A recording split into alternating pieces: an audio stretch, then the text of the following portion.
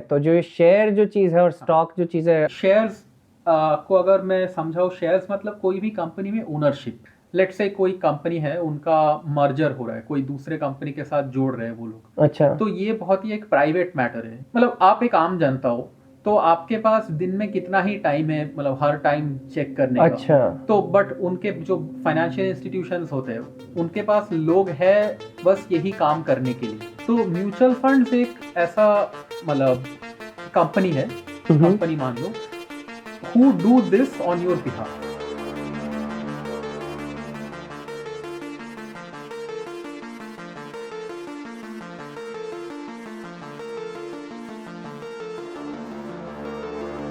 कुछ ऐसे mutual fund भी हैं जिनकी ये सर्विस बिल्कुल कम, सर्विस कॉस्ट बिल्कुल कम है, जो बिल्कुल सिंपल हैं, जो खुद मैनेज हो जाते हैं, ऐसा कुछ है? हाँ, तो ऐसे मैं जैसे बोल रहा था, काफ़ी सारे स्टाइल के म्यूचुअल फंड्स होते हैं। तो एक उसमें होता है कि इंडेक्स फंड। अच्छा इंडेक्स फंड एसेंशियली जैसे कि लेट्स से यूएस का स्टॉक मार्केट है, तो उसमें एक चीज़ है S&P 500 बोल के। तो अच्छा S&P 500 मतलब यूएस के जो भी 500 मतलब टॉप बड़े 500 कंपनीज है, जी उनका एक एवरेज मान लो, एवरेज ओके कॉस्ट है ठीक ना। है। तो अगर आप एक S&P 500 का यूनिट खरीद रहे हो, तो इट्स आप 500? इक्विवेलेंट टू 500 कंपनीज का एवरेज खरीद रहे हो, है ना। अच्छा तो ये एसेंशियली एक इंडेक्स है of the stock market as a whole, क्योंकि वो 500 कंपनीज को रिप्रेजेंट कर रहा है, राइट। अच्छा हाँ, जी तो इंडेक्स फंड ऐसा चीज है कि ऐसे इंडेक्सेस को वो ट्रैक करते हैं। तो उसमें मतलब जो मनी मैनेजर है म्यूचुअल फंड के, उसका एक ही काम रहता है टू एंश्योर कि आपका जो मतलब आपने जो म्यूचुअल जो फंड में डाला है, दैट ट्रैक्स दैट इंडेक्स। अच्छा मतलब बेसिकली फॉलो करता है वो इंडेक्स को, और कुछ नहीं। म्यूचुअल जी। फंड मैनेजर और कुछ नहीं करता, अपने से दिमाग नहीं लगाता to make more money than that और वट एवर। तो ये जो 500 कंपनियां हैं, ये फिक्स रहती हैं या बदलती रहती हैं? ये बदलती रहती है। और ये कैसे डिसाइड होता है कि मैं 500 में आऊंगा? मान लो मेरी मेनली कंपनी। उनका फ्री फ्लोट से, फ्री फ्लोट मतलब उनका जो कंपनी का वैल्यूएशन है उससे मान लो। अच्छा तो ये समझ, तो ये एक ये 500 कंपनियां हैं, ये अच्छी कंपनी है, यस। ये कहा जा सकता है हाँ हाँ, क्योंकि बड़े इनकी कंपनीज है। वैल्यूएशन अच्छी है। हाँ तो इनमें लोगों का विश्वास है ही। हाँ, और वैसे स्टॉक मार्केट में और भी बहुत सारी कंपनियां होंगी, बहुत सारे कंपनीज है, यस। 500 से भी ज्यादा। 500 से तो डेफिनेटली बेसिकली जितनी भी कंपनियां हैं वो सारी जो पब्लिक कंपनी है वो टेक्निकली स्टॉक मार्केट में का हिस्सा है, ऐसा बोल हाँ, सकते हैं। ऐसे बोल सकते हैं, यस।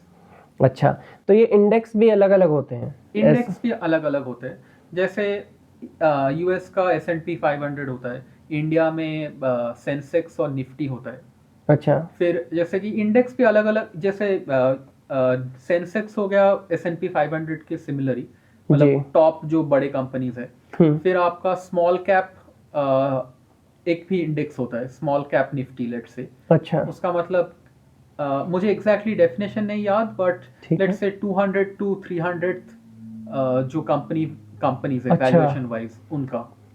अच्छा तो ये जो कंपनी की वैल्यूएशन है, हम कोई और भी एक चीज देखी है मैंने, P/E रेशियो, उसका कोई रिलेशनशिप है इससे? वो क्योंकि मैं एप्स में देखता हूँ, स्टॉक्स की एप्स में, तो वो नंबर लिखा आता है हर स्टॉक का। हाँ तो उसको थोड़ा सा अगर आप समझा दें और रिलेशनशिप बता दें वैल्यूएशन से। हाँ, तो ये अगेन जनरली रेलिवेंट है जब आप नॉर्मल स्टॉक खरीद रहे हो instead of investing in mutual funds. अच्छा but P ratio essentially stands for price over earnings. तो हम्म एक कंपनी का स्टॉक जो है, जी उसका जो दाम है, प्राइस है, दैट इज पी। हम्म और अर्निंग्स मतलब कंपनी ने कितना प्रॉफिट किया, अच्छा ठीक है। तो प्राइस ओवर अर्निंग्स रेशियो जितना ज़्यादा होता है, उसका मतलब है कि कंपनी का जो शेयर का प्राइस है, जी वो काफ़ी ज़्यादा वैल्यूड है एज कंपेयर टू कंपनी कितना कमा रहा है, क्योंकि वो प्राइस ओवर अर्निंग्स ओके है ना। जी तो जनरली ऐसा मतलब देखा गया है एकेडेमिया और एकेडमिक स्टडीज और इन जनरल भी, जो हाई पी स्टॉक्स होते हैं, मतलब जी जिनका पी बहुत ज़्यादा होता है, वो उतना ग्रोथ नहीं दे पाते, क्योंकि वो ऑलरेडी इतना प्राइस ज़्यादा है, तो वो कितना ही बढ़ पाएगा।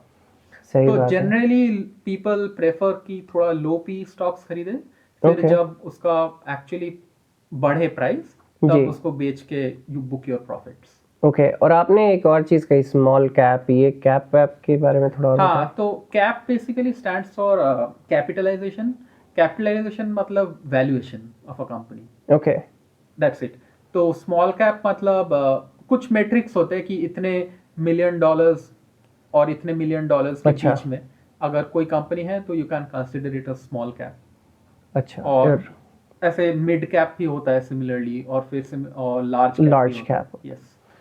अच्छा, तो ये अभी है, जैसे हमने हाल ही में सुना कि एनवीडिया, माइक्रोसॉफ्ट, हाँ। एप्पल, इनके कैप, तो ये बड़े वाले कैप के एग्जांपल हो हाँ, गए, राइट? हाँ, और इनका, इसका मतलब बस वैल्यूएशन से है कि वो बड़ी, उनकी, लोग सोच रहे हैं कि इनकी वैल्यू बहुत ज़्यादा है, हाँ, राइट? हाँ, एक मार्केट तरीके से। Capitalisation, yes. और अगर मैं ये स्टॉक खरीद रहा हूँ तो मैं उस कहानी में थोड़ा सा विश्वास कर रहा हूँ, बराबर, यस। और वो अल्टीमेटली ये है तो ट्रस्ट का ही गेम, उस तरीके से अगर आप एक स्टॉक ले रहे हैं। हाँ, हाँ, कह सकते हैं। तो फिर अगर एक स्टॉक नहीं लेके हम ये इंडेक्स फंड ले रहे हैं, तो ये मान लो S&P वाला जो 500 का ट्रैक है या निफ्टी का ट्रैक कोई कर रहा है, वो कोई फंड है, हमने उसमें पैसा लगा दिया, तो ये इससे कोई फायदा है क्या कि इसमें वो जो ट्रस्ट वाली चीज है वो बैलेंस आउट हो रही है किसी तरीके से, कि मान लो नुकसान हो रहा है तो कहीं फायदा, इस टाइप का है कुछ? इंडेक्स फंड में आपका कोई भी मतलब डाइवर्सिफाइड फंड में, मतलब जिसमें आप एक से ज्यादा, लेट से 15 स्टॉक खरीद रहे हो, तो फिर उसमें फायदा यही है कि अगर उनमें से एक कंपनी खराब परफॉर्म करे तो अच्छा। बाकी कंपनीज आपका वो जो लॉस है वो that will help you recover the loss, मतलब वो एक कंपनी का। मतलब लेट से आपने एनवीडिया और अमेजोन का स्टॉक खरीदा है जी, एक साथ, जी। तो देर इज अ पॉसिबल, मतलब अमेजोन और एनवीडिया एक साथ खराब परफॉर्म करने का जो प्रोबेबिलिटी है that is much lesser than उनमें से कोई एक खराब करना, है ना? अच्छा, जी। तो आप अगर दोनों खरीद के रखोगे तो आपका दोनों का एक्सपोजर मिला, जी। और दोनों बढ़ा तो अच्छा है। हम्म।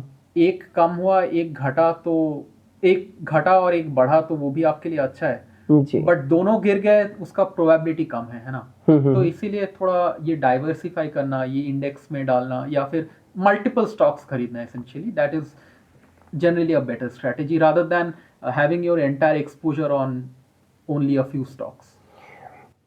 अब थोड़ा सा ये बात हमने समझ ली है, अब आप ये भी बात समझ गए होंगे कि ये कॉन्वर्सेशन थोड़ा सा पेसिमिस्टिक डायरेक्शन में जा रही है, क्योंकि मैंने ट्रस्ट की बात की। हाँ। और आपने कहा कि फेलिंग वाली आपने भी बात शुरू करी, तो उसी से रिलेटेड है कि अब जैसे अमेजोन और वो दोनों एक साथ फेल नहीं करेंगी, मान लो एनवीडिया, दोनों टेक कंपनीज हैं। तो S&P में ऐसा इंडस्ट्री सेगमेंट्स हैं? हाँ। या S&P में सब टेक ही भरा है? तो मैं इसलिए सोच रहा हूँ क्योंकि अगर आप खराब चीज़ें भी सोचें तो जैसे .com का जो इशू हुआ था 90s में, वो एक बबल था और फिर वो क्रैश करा था। तो इस टाइप की चीज़ें हो सकती हैं अगर मान लो आपके पास सारा एक ही इंडस्ट्री का स्टॉक है, तो डाइवर्सिफिकेशन को एक और लेवल ऊपर लिया जाए। हाँ। और उस बारे में थोड़ी अगर आप थोड़ी उस पर रोशनी डालें तो अच्छा। तो एग्जैक्टली आपने जो बोला कि अभी यूएस में सिचुएशन ऐसा है कि जो लार्ज कैप स्टॉक्स है उनमें से टेक कंपनीज का वैल्यूएशन बहुत ज़्यादा है। तो एसेंशियली आप अगर S&P 500 खरीद रहे हो तब भी you are investing a lot of money into tech company as a whole, और जो कि अभी काफ़ी लोग मानते हैं कि ओवर वैल्यूड है, similar to 90s। Again to adding on to your point कि ये थोड़ा पेसिफिस्टिक डायरेक्शन में जा रहा है, बट डाइवर्सिफिकेशन का अलग वो है कि लेट्स से आप फार्मा के स्टॉक्स खरीद रहे हो या फिर लेट्स से इंफ्रास्ट्रक्चर के स्टॉक्स खरीद रहे हो, जैसे कैटरपिलर हो गया या फिर लाफार्ज, ये सब कंपनीज जो है। तो मतलब essentially it's again diversification, but diversification का एक चीज़ जो है कि खराब भी है डाइवर्सिफिकेशन का, कि अगर अच्छा जाता बिना डाइवर्सिफाई किए तो डाइवर्सिफाई करके शायद आप उतना अच्छा जो चीज़ हो रहा था वो कैप्चर नहीं कर सकते। जी, है ना? जैसे कि एनवीडिया बहुत बहुत ही तगड़ा एग्जांपल है इस चीज का। एग्जैक्टली जैसे आपके पोर्टफोलियो में लेट्स से एनवीडिया है, जी सिर्फ एनवीडिया अगर है तो अभी के लिए आप you are very lucky, you are making a lot of money. Right. But आपके पोर्टफोलियो में अगर लेट्स से 50% एनवीडिया है और 50% कोई और इंफ्रास्ट्रक्चर कंपनी का है, तो आप पूरा 100% जो प्रॉफिट एनवीडिया से मिल सकता था अब वो आधा हो गया वो आपको आधा प्रॉफिट, हो गया। मान और assume कर रहे हैं कि इंफ्रास्ट्रक्चर उतना ही रहा। हाँ हाँ, तो ये सॉर्ट ऑफ ट्रेड ऑफ है। आप बट आपने क्यों 50-50 किया? क्योंकि आपको लग रहा था डर कि था NVIDIA थोड़ा सा। हाँ, तो this is something that you have to deal with if you are dealing with the stock market in any way whatsoever. पर कुछ तो इसमें सत्य होगा, जैसे कि कुछ इंडेक्स फंड्स का हमने हाल ही में मैंने भी एक किताब पढ़ी, तो वो कह रहे हैं कि जनरली ये चीज़ें, ये कर्व जो है वो बढ़ता ही रहा, सारी चीज़ें बढ़ रही हैं, सब कुछ अच्छा कर रहे हैं, लोग नई नई चीज़ें बना रहे हैं, इनोवेट कर रहे हैं, सब अच्छे की तरफ ही चल रहा है। तो अगर अभी आपने इंडेक्स फंड में डाल दिया पैसा, तो ये कंपनी ग्रो करेंगी और बढ़ेंगी और अच्छा होगा। तो ये मोर और लेस ट्रू ही रहा है। कुछ डेकेड्स एक्सेप्शनल रहे हैं, जैसे डिप्रेशन का। हाँ, तो इन जनरल देखा गया कि ऐसे अलग अलग एसेट क्लासेस होते हैं, जैसे अच्छा। गोल्ड हो गया, स्टॉक्स हो गया, और भी चीज़ें हैं, बॉन्ड्स वगैरह होते हैं। बट देखा गया है कि स्टॉक्स मतलब ओवर अराउंड 100 और मोर ईयर्स, मतलब अच्छा। स्टॉक्स ने बेस्ट रिटर्न दिया है out of all asset classes.